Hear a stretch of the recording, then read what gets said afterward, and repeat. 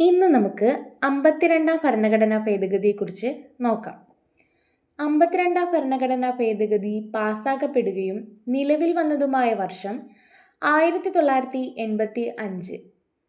പാസ്സാക്കുമ്പോഴും നിലവിൽ വരുമ്പോഴുമുള്ള പ്രധാനമന്ത്രി രാജീവ് ഗാന്ധിയും പ്രസിഡന്റ് ഗ്യാനി സെയിൽ സിംഗുമാണ്. 52-ാം ഭേദഗതി പ്രതിപാദിക്കുന്ന വിഷയം കൂറുമാറ്റ നിരോധന നിയമമാണ്. ഒരു പാർട്ടിയുടെ പാർലമെന്റ് അംഗമോ നിയമസഭാ അംഗമാവുകയോ ചെയ്ത വ്യക്തി പ്രസ്തുത പാർട്ടിയുടെ നിർദ്ദേശങ്ങൾക്ക് വിരുദ്ധമായി പ്രവർത്തിച്ചാൽ കൂറുമാറ്റ നിരോധന നിയമപ്രകാരം സഭാംഗത്വം നഷ്ടപ്പെടും. 52-ാം ഭേദഗതി പ്രകാരം പ്രധാനമായും മാറ്റം സംഭവിച്ച 2 അനുച്ഛേദങ്ങളാണ്.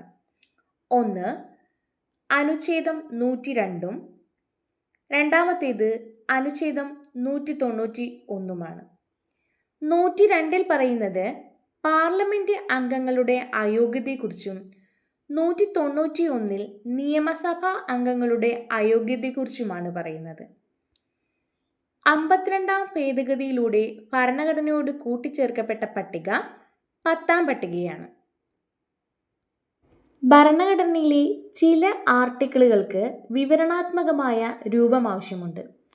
ഈ രൂപത്തെയാണ് ഷെഡ്യൂൾ അഥവാ പട്ടിക എന്ന് പറയുന്നത്. ആർട്ടിക്കിൾ 102-ഉം 191-ലും പ്രതിപാദിക്കുന്ന കൂറുമാറ്റ പ്രകാരമുള്ള അയോഗ്യതയുടെ വിവരണാത്മകമായ രൂപമാണ് 10-ാം പട്ടികയിൽ ഉൾപ്പെടുത്തിയിരിക്കുന്നത്. കൂറുമാറ്റ നിരോധന നിയമം നിലവിൽ വരുന്നതിനു മുമ്പ് പാർലമെന്റ് അംഗത്വവും നിയമസഭാ അംഗത്വവും നഷ്ടപ്പെടുന്നതിനുള്ള കാരണങ്ങൾ ഇവിടെ പറയുന്നുണ്ട്. അവ ഏതൊക്കെയാണെന്ന് നോക്കാം.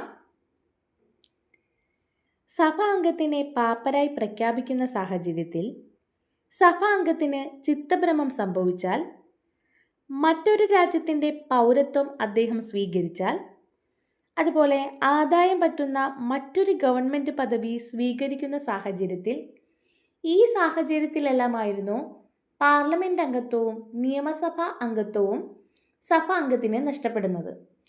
എന്നാൽ കൂറുമാറ്റ നിരോധന നിയമം വന്നതോടുകൂടി കൂറുമാറ്റ നിരോധന നിയമം എന്നും കൂടി അതിലേക്ക് ആഡ് ചെയ്യപ്പെട്ടിരുന്നു. പാർലമെന്റ് അംഗങ്ങളെയും നിയമസഭാ അംഗങ്ങളെയും നമുക്ക് 3 രീതിയിൽ തരംതിരിക്കാം. 1. രാഷ്ട്രീയ പാർട്ടിയുടെ പിൻബലത്തോടെ തിരഞ്ഞെടുക്കപ്പെട്ടവർ. 2. സ്വതന്ത്രരായി മത്സരിച്ച് തിരഞ്ഞെടുക്കപ്പെട്ടവർ. 3. നോമിനേറ്റ് ചെയ്യപ്പെട്ട് സഭാംഗമാകുന്ന വ്യക്തികൾ എന്നിങ്ങനെയാണ്.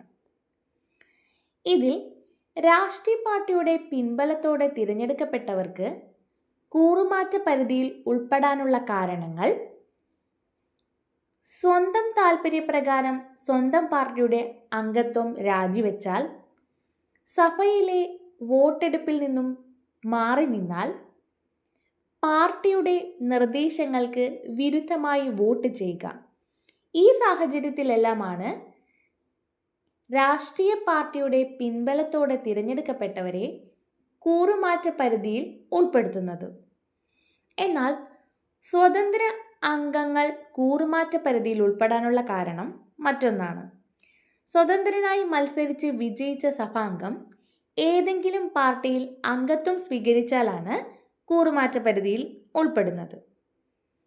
നോമിനേറ്റഡ് അംഗങ്ങൾ കൂറുമാറ്റ പരിധിയിൽ ഉൾപ്പെടാനുള്ള കാരണങ്ങൾ ഏതൊക്കെയാണെന്ന് നോക്കാം. നോമിനേറ്റഡ് അംഗമായി പാർലമെന്റിലോ നിയമസഭയിലോ എത്തുന്ന അംഗങ്ങൾ 6 മാസത്തിനകം ഏതെങ്കിലും പാർട്ടിയിൽ അംഗത്വം എടുത്താൽ കൂറുമാറ്റ പരിധിയിൽ പെടുന്നില്ല. എന്നാൽ 6 മാസത്തിന് ശേഷം ഏതെങ്കിലും പാർട്ടിയിൽ അംഗത്വം എടുത്താൽ കൂറുമാറ്റ പരിധിയിൽ ഉൾപ്പെടുന്നു.